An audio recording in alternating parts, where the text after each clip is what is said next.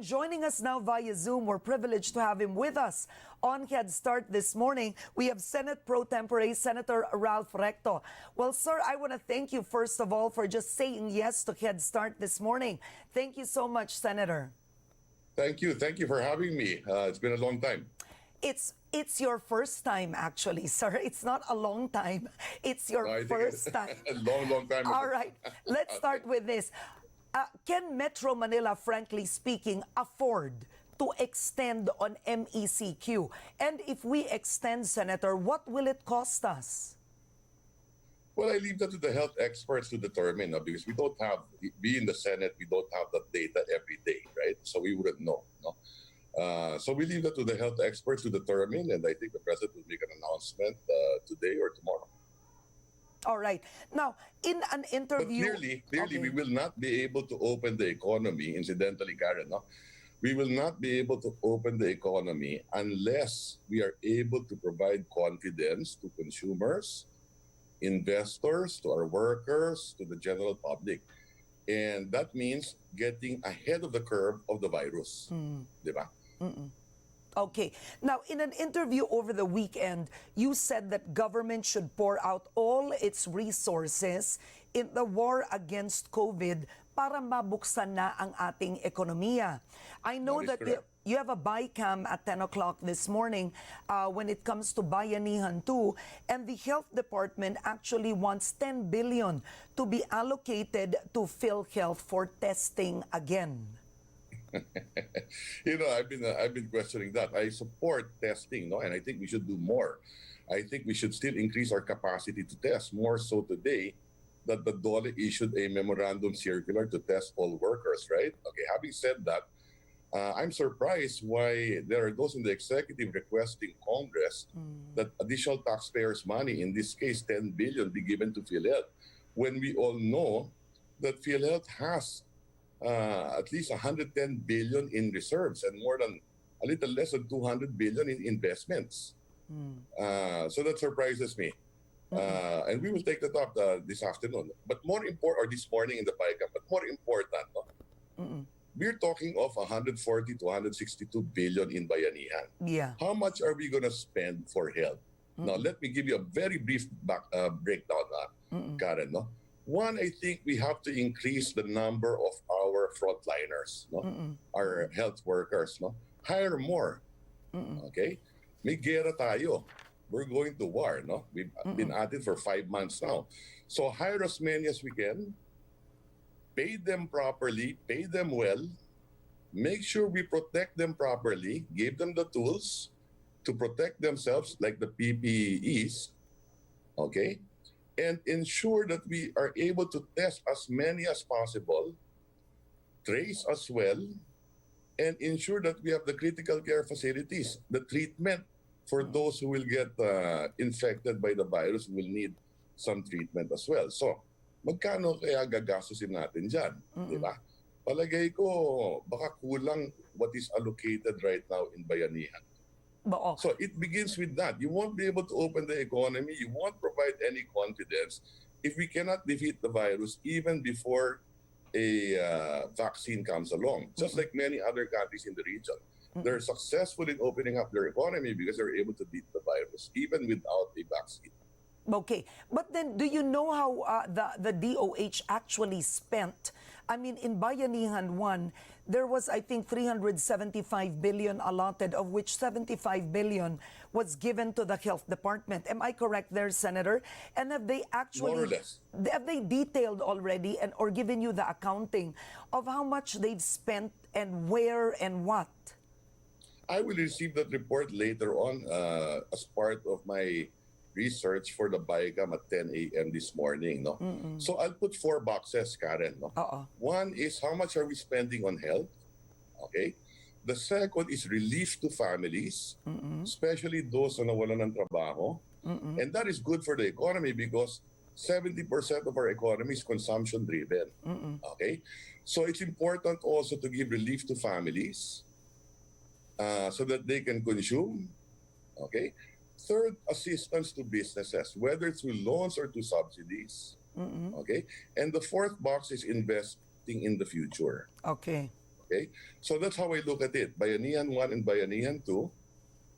How much are we spending on these 4 boxes, so to speak, for us to be able to recover as well?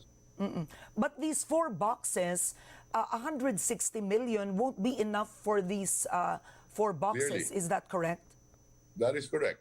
No, this is the fiscal side, no? I think we can afford more.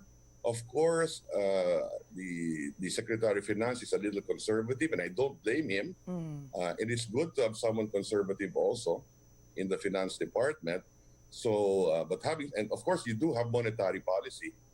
We've already stimulated the economy by roughly 1.3 trillion in monetary policy. The problem is the banks are not lending to MSMEs, the banks are not lending, and they're lending to the national government. Yes. So kulang yung stimulus sa monetary, or rather, not as effective today. What you need now is fiscal stimulus. Yeah. Oo. Now, with the 160 billion, I know that 50 billion is for capital infusion with MSMEs, and it's going to be given, I think, is it to DBP? And you feel, Senator, that's not enough? Unfortunately, hindi pa klaro lahat yan. In the Senate version, MSMEs. In the House version, it is the position of the finance to create a holding company. My understanding there is for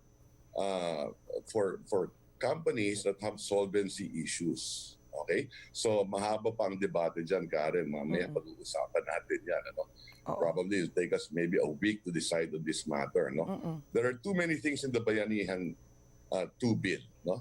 Na palagay ko nagiging chop suey masyado. We're trying to achieve too much. No? To me, the most important again is let us give as much resources as we can to the health, to the fight on the pandemic. Doon tayo mag-umpisa. Remember, we've had the longest lockdown, and because of that, the biggest contraction ever in Philippine history, okay, more than 17.5, if you believe the SWS today, 27.5 million Filipinos lost their jobs. Okay? And yet, the infection rate still increases. Diba? So that's where the problem is. But let me point out the good side also. The mortality rate is much lower than the global average. Yes. It's something like 1.6 or 1.8%. So kudos, congratulations to our health workers. They're doing a good job. Yeah. Now, you said the Bayanihan 2 is chop suey. And looking at the listing, you have a good point because of 160 billion, you have 17 billion going to DOTR, 10 billion for tourism, 3 billion for state universities, meron pang ganun to make them ICT, 1 billion for vocational courses in TESDA. You have a point. Don't get me wrong, Yeah. I support all of that. Okay, I support all of that. Yeah. But we're trying to accomplish too much with too little. Yeah. And like I said, the most important is our response to the health crisis. Okay? Because no matter if we assist businesses and yet 50% of them will close down, sayang naman. Diba? I'll put it this way. You have more than 17 million who lost their jobs. What do you think the third quarter will look like? Have we been able to open up what percent of the economy? 70%, 80%, 90%? Karen, do you have confidence? Will you be spending more than what you spent last year on the third quarter? Or will you be spending less? Yes, much less. So what do you expect? I expect another contraction in the third quarter, right? Yeah. Okay, kasi hirap tayo to open the economy. Here we are talking about, are we going to open today, tomorrow? Or are we going to continue to be in lockdown? So, can you give me a peek, because it's coming, it's at 10 o'clock this morning, you're working with 160 billion. How would you want it divided, Senator Ralph? For example, in terms of building the health capacity, hiring, how much would you want to put in of the 160 billion, itong hiring as many as we can, pay them well, pay them properly, test as many with health workers? Them, yes. Well, I've seen some of the data presented to us by the DOH, no? And like I said, if they need 50 billion, give them 50 billion. You want the 50B to go to health of the 160B? I'm saying if they need 100 billion, let's give them 100 billion. For as long as we won't lose that money, right? Yeah. Adequate yung response. Huh? That's what I'm saying. No? First is to defeat the virus. No matter what you do, unless we're able to defeat the virus, it will be difficult to open up the economy, to have consumer confidence, to have investor confidence. More so now, Karen, look at the situation. One of the most important institutions in our healthcare system is imploding, the PhilHealth. Yeah. Think about that. We have an investigation right now in the Senate also. Okay? And they have what? They have 250 billion, roughly. And they have a reserve fund of 110 billion. Okay? What do we plan to do with that? Di ba trabaho nila to ensure that, one, sila magbabayad lahat ng testing? And I saw last night on TV, Senator Dick Gord has done a good job, a great job as far as Red Cross is concerned, and improving our testing capacity. Hindi nababayaran. And then you have people resigning, right? And investigations, no? So PhilHealth is what? Imploding today as we speak. Okay? Tomorrow we will have an investigation, no? And we're calling also the ex officio board members, right? Or their representatives, no? To explain to us what is the real financial condition of PhilHealth as well. Okay. Now, speaking of the financial conditions of PhilHealth, let's start with that first. You have a different interpretation on the financial conditions of PhilHealth. PhilHealth, in the last two hearings, said that it would be in the red by 2021, that it expected to have a net operating loss of 90 billion in 2020, and if the pandemic persisted, 141 billion in 2021. They said the government needed to subsidize them by 71 billion, and you corrected that. So there's clearly two interpretations here of how just reserves should be read. We will clarify that tomorrow once we have the representatives of the Finance Department, the DBM with us, right? Okay. Para makita rin natin talaga, may plano ba sila? Okay. I have the financial statements of PhilHealth. Okay. Every year I study them. Okay? With or without the pandemic. Okay?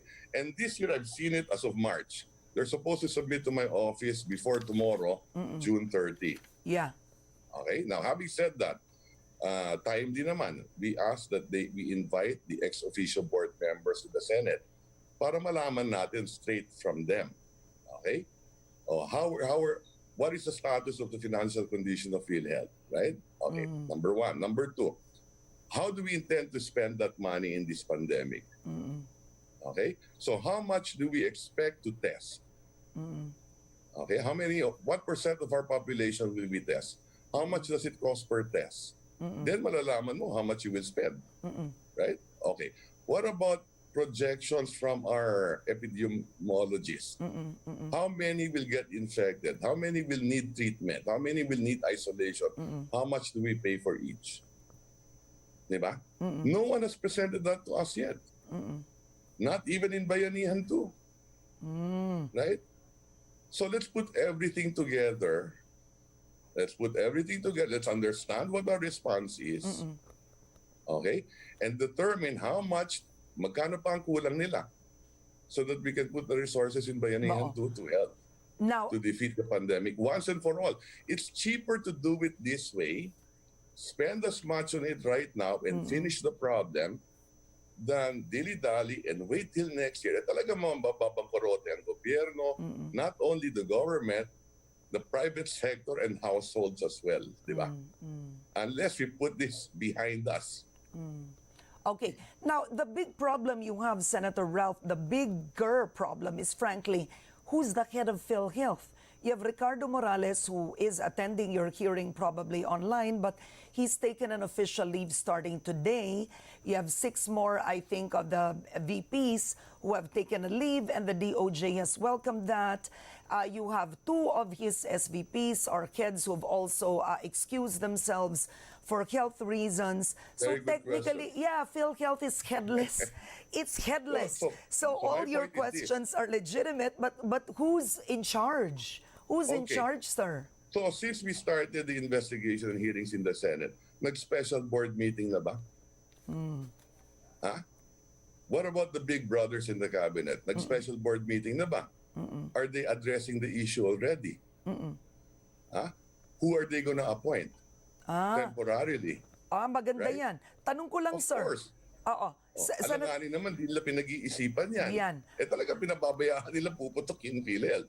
Okay, Senator Ralph, I don't mean to interrupt you. You said the word big brothers so our audience can understand. Under the law, the members of the board of PhilHealth are the secretaries of the DOH, Department of chairman. Finance. Yes. Yes.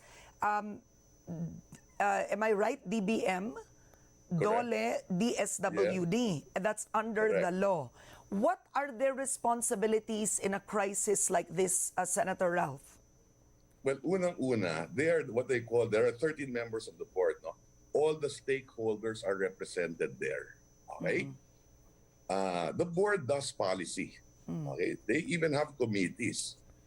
Okay? Their first job is to protect taxpayers' money to begin with. Okay? And ensure that PhilHealth plays its role as the finance corporation, di ba? Okay? To be able to pay out, right? So on and so forth, no? Okay. So now we have a pandemic. We all know that PhilHealth will play a major role. Okay? Now PhilHealth is imploding. Nag-board meeting na ba sila? Yung nag-usapan na ba nila to? Okay? What is their plan? PhilHealth should be part of the plan, right? It's in Bayanihan 1, I put it there, knowing how PhilHealth should operate, that PhilHealth will pay for all the testing, PhilHealth will pay for all the treatment. That's what the reserve fund is all about. Why does PhilHealth have a reserve fund? Tinatabi to for the rainy day para pag nagkaroon ng pandemic, meron tayong paghuhugutan ng pondo. Di ba? In fact, under the law, we have to strive that the reserve fund is good for 2 years. Today, it's good for a little less than 1 year. We spend something like 140 billion a year on benefits. Okay? The reserve fund today is roughly 110 billion. So dapat yan, mga 280 billion ang plano dyan na on reserve. Okay? So, dapat January, February, March, kasama na sa plano yan. So I'm surprised. Why is it today, it would appear that PhilHealth is imploding, okay? And what is the board doing about it? Oo. Senator Ralph, nagpabaya ba ang board ng PhilHealth? Yung totoo po. It would appear. It would appear. I mean, there should be no investigation to begin with. Dapat trabaho nila yun, hindi trabaho ng Senado yun eh. Diba? Why are we investigating PhilHealth? So clearly, Nagkapabayaan ng board siguro. Diba? so you believe the board didn't do its job. You said there are 13 members of the board. The big brothers, which would be the secretaries, would only account for 5. For 5, correct. Yes.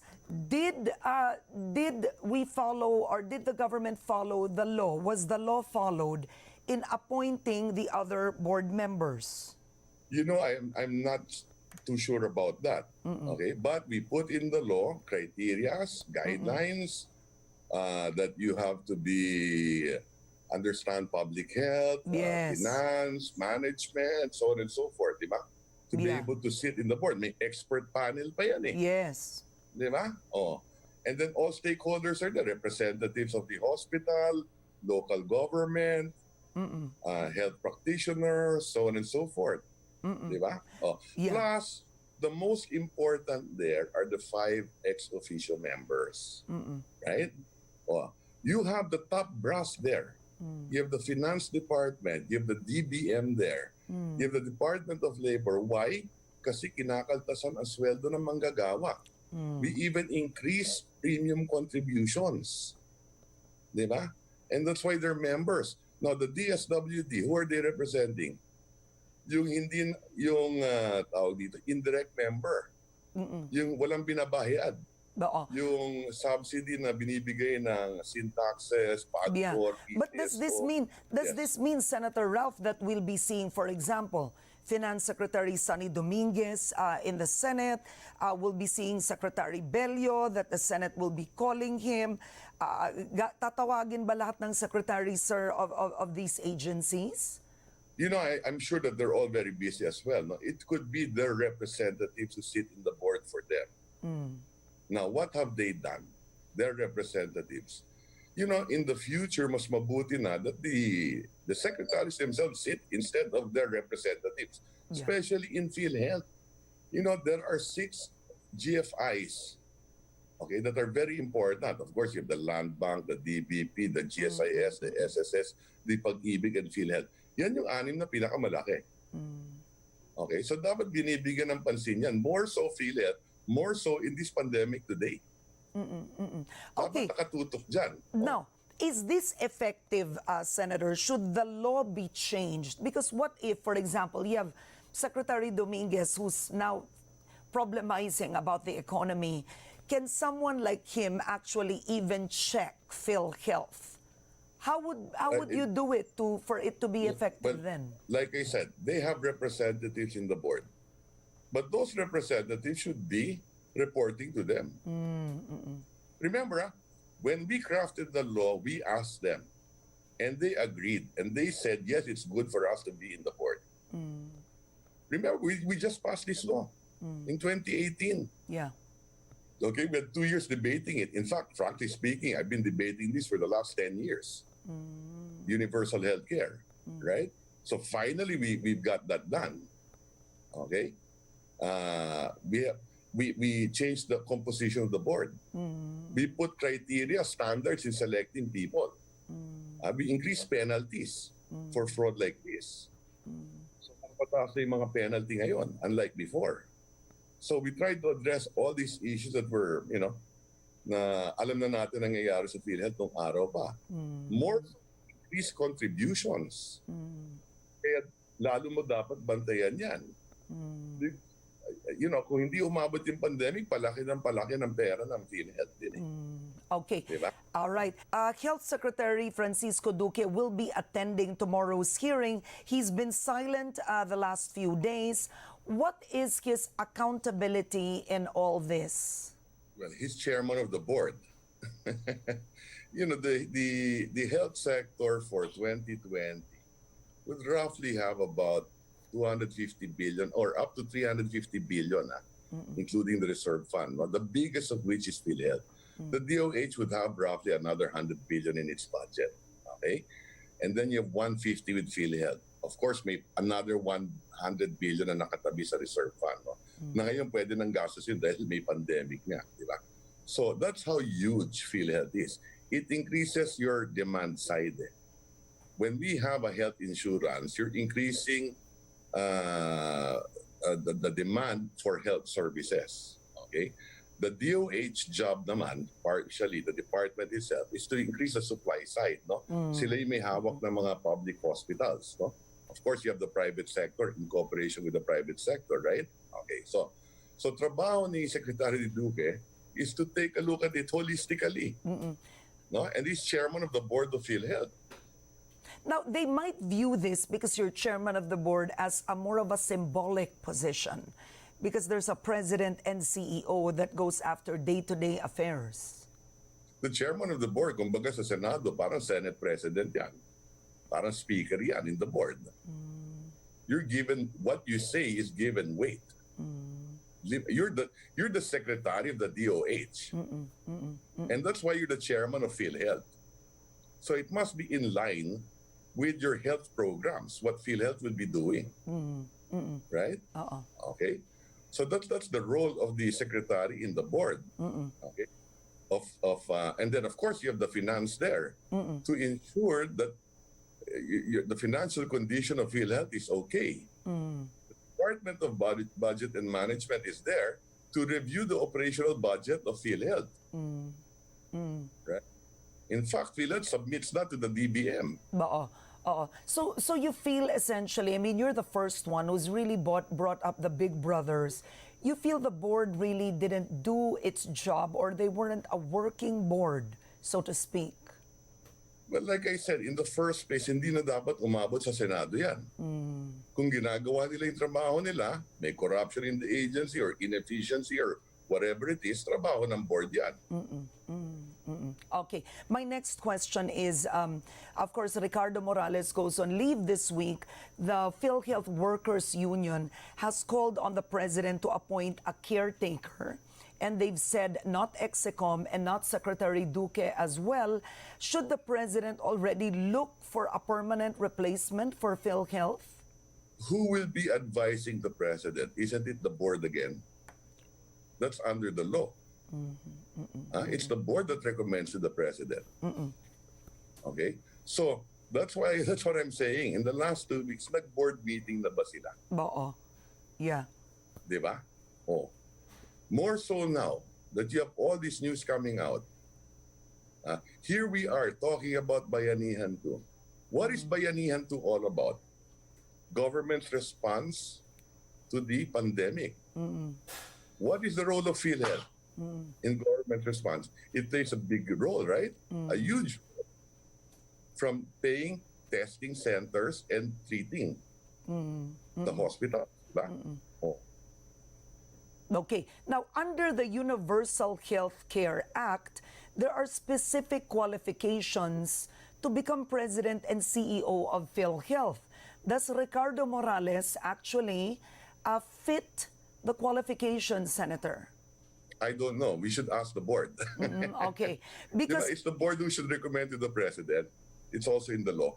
Yeah, because it says here that under the UHC law is, other than being a Filipino citizen, must have at least 7 years of experience in the field of public health, management, finance, or health economics, or a combination of any of these expertise. Correct. In fact, they're called even expert panel, di ba? I think there are 2 or 3 members of the board na experts supposed to be with those qualifications. Okay? And then the board will recommend to the president who they think should be CEO. Okay. Now, the president has a pension for And then incidentally, they undergo training with the GCG. Yes, under the law.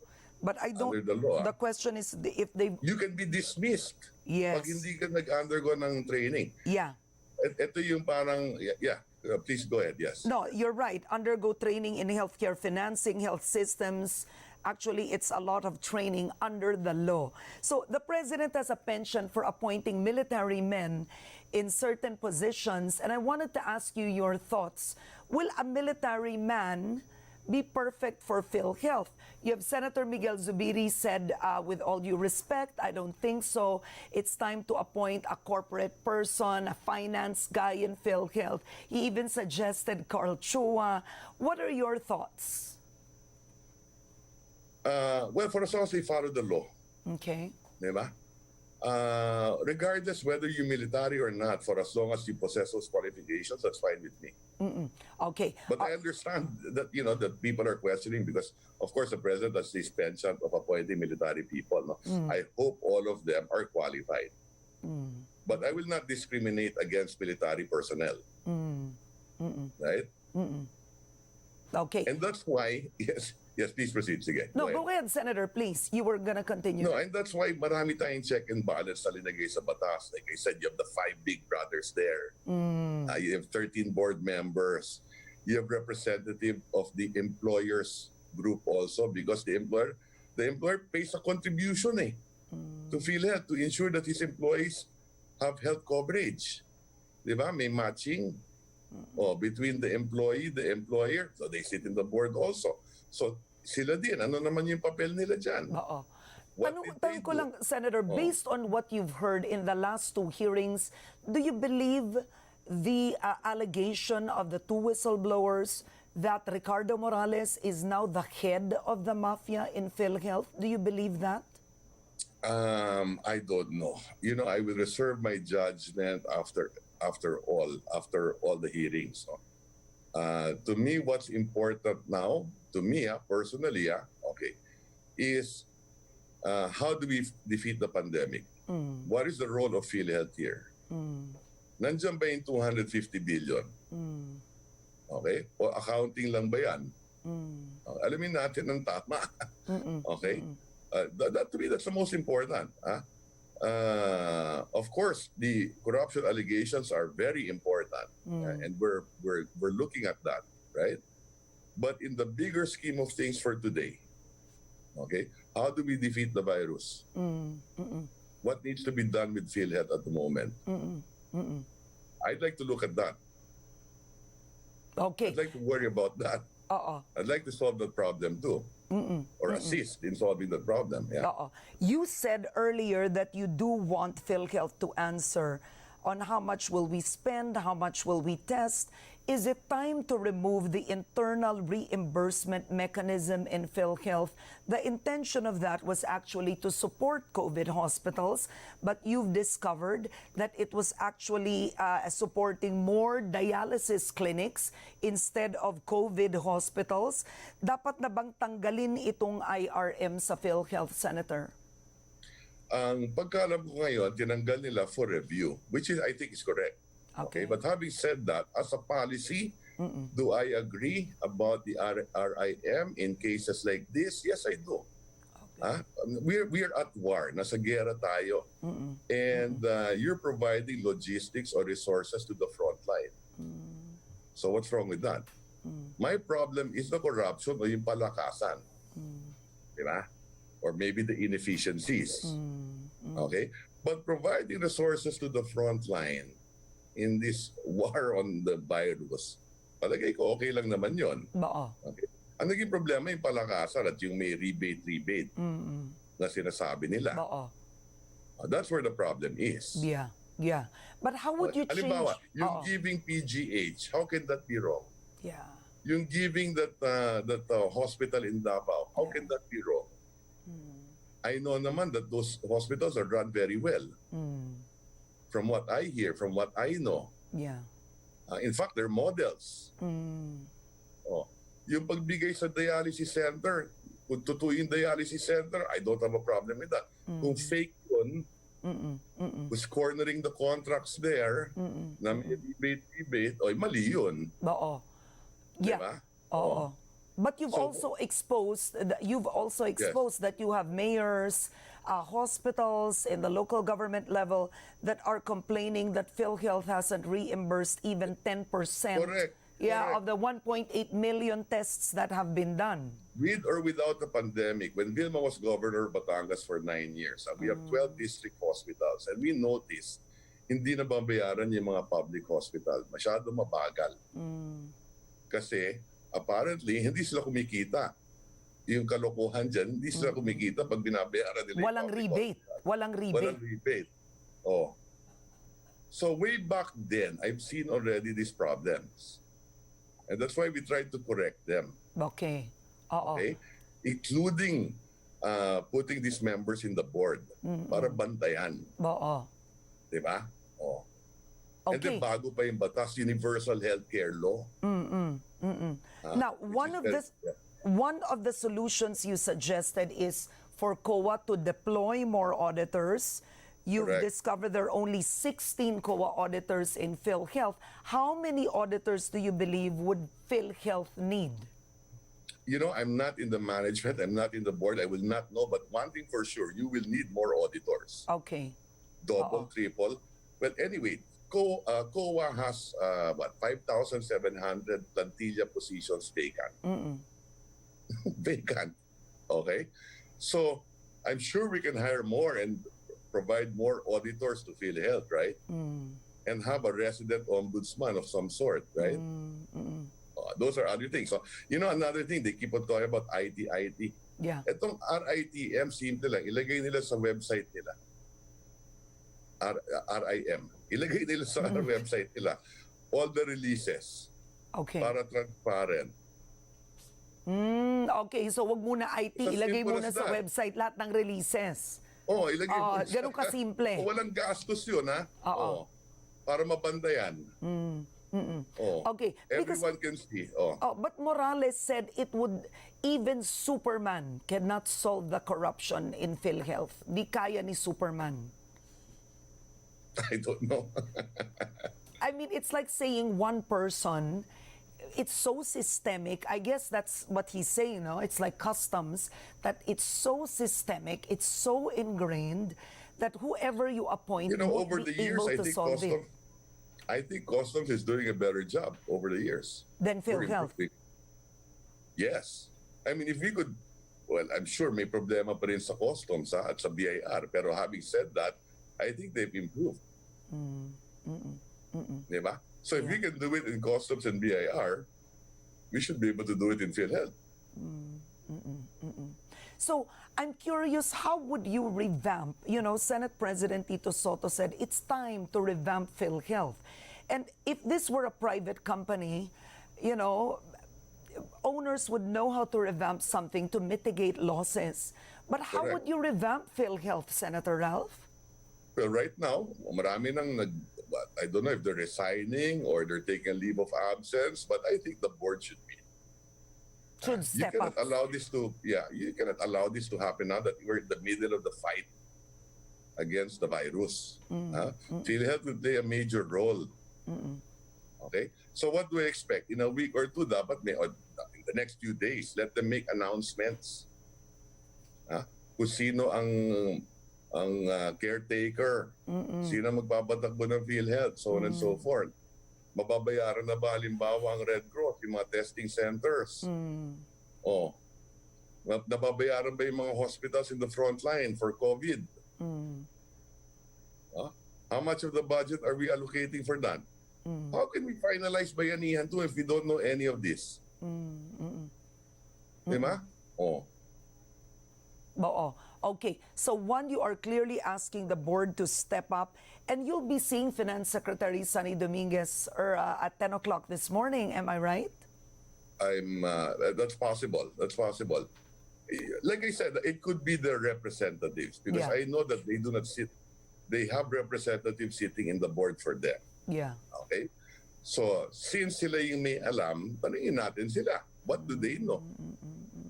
Okay. Diba? All right. Oh. Yeah. And now, it should be with their principals already, di ba? So their principals now, the Secretaries of Finance, the Secretary of DBM, the DOLE Secretary, dapat yan by now, may report na yan from their underlings. Yung representatives nila that sat in the board for them. Okay. All right. Last word, Senator Ralph. I guess give us a peek into this morning. One clear thing you've said is you don't want 10 billion pesos from Bayanihan 2 to be allocated to the Department of Health for testing again. So perhaps you can just give us an overview. I agree with testing. Yes, I'm yes, saying that yes. maybe 10 billion is not enough. It could be more. What I'm saying is that why are they requesting 10 to taxpayers' money again to be given to PhilHealth? When I know that PhilHealth has all this money, that's what I'm saying. Okay, I'd rather for payment. I'm saying that if at all we spend the 10 billion, or it could even be more, to improve our testing capacity. Look at it today, or I think yesterday, DOLE came out with a circular telling employers to test their employees. Yeah. So how many workers do we have? And they want them tested every quarter. Yeah. How many workers? 20 million? Yeah. Or we can test what? 1 million a month? Or how are we going to do that? So that means you need more testing capacity. Yeah. Okay, so invest in testing capacity, Yeah. right? Oh, it all starts with testing anyway, right? Oh, under the Bayanihan too, which is good, no? Yeah. We're hiring 50,000 contact tracers. Okay. Now I want to also find out exactly how much should we spend on PPEs to protect our frontliners. Because what I got from the Department of Health is that we'll be needing more. Yung contact tracer ba, yung 50,000 yun, kailangan ba may PPE din yun?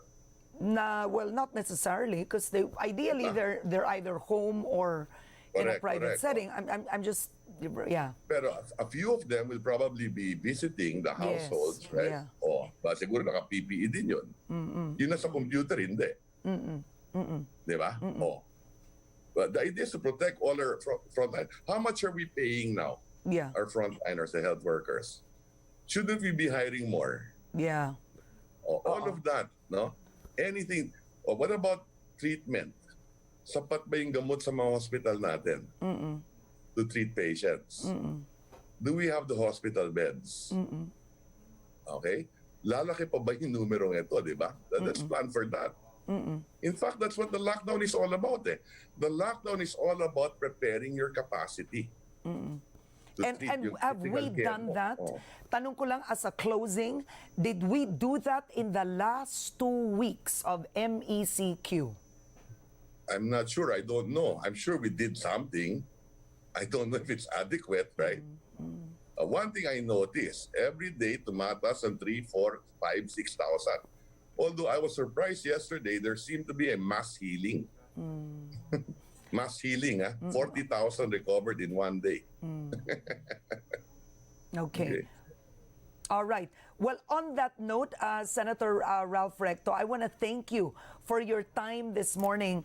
And we do hope to hear from you again, especially the outcome Sure, Karen. of Bayanihan Karen, too. I have to say one thing. That Yes. my wife sends her regards to you. Oh, She's thank a you, great sir. fan of yours too. Thank you. Thank you. Senator Ralph Recto, thank you so much for this interview. I really appreciate it. Thank you, sir. Same here. Thank you, Karen.